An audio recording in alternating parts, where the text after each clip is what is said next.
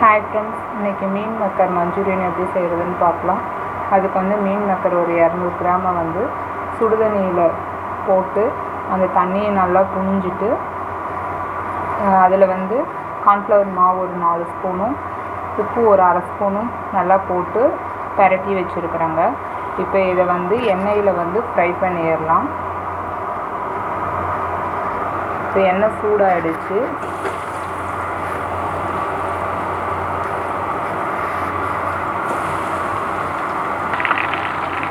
எண்ணெயில் போட்டுட்டு உடனே கிளறக்கூடாதுங்க. ஒரு 2 நிமிஷம் விட்டுட்டு அதுக்கப்புறமேட்டு கிளறி விடுங்க.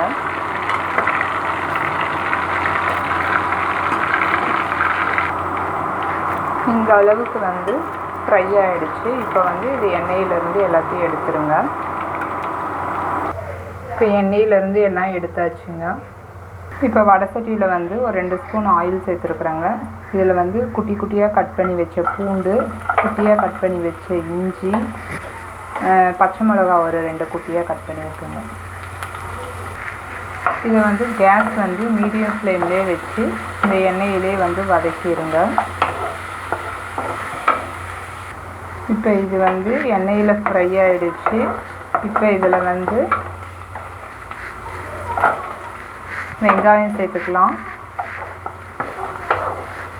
ஒரு பெரிய வெங்காயத்தை இந்த மாதிரி பெரிய பெரிய பீஸாக கட் பண்ணி சேர்த்துருக்குறேன். வெங்காயம் வந்து இந்த அளவுக்கு வதங்கினா போதுங்க. இப்போ இதில் வந்து ஒரு அரை ஸ்பூன் உப்பு சேர்த்துக்கோங்க.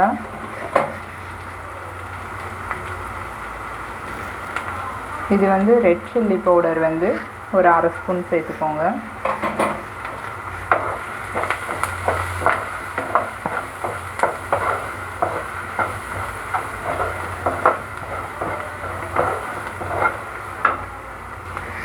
இப்போ இதில் வந்து சோயா சாஸ் வந்து ஒரு ஸ்பூன் சேர்த்துக்கோங்க. டொமேட்டோ சாஸ் வந்து ஒரு 2 ஸ்பூன் சேர்த்துக்கோங்க.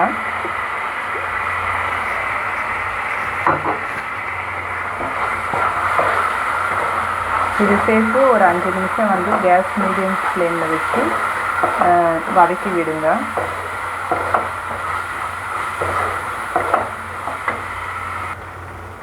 இப்போ இதில் வந்து தண்ணி சேர்த்துக்கோங்க, ஒரு கிளாஸு தண்ணி சேர்த்து ஒரு 2 நிமிஷம் கொதிக்க விடுங்க.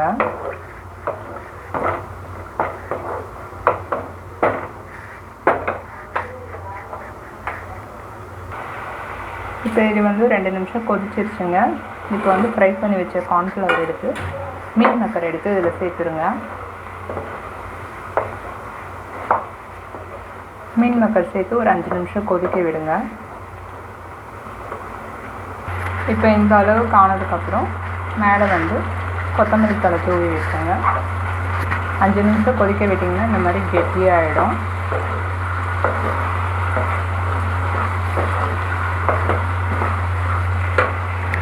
அவ்வளோதான், மீன் மக்கர் மஞ்சூரியன் ரெடி. இதை நீங்களும் செஞ்சு பாருங்கள். இது ஒரு சிம்பிள், ஒரு ஈஸியான ரெசிபி தான்.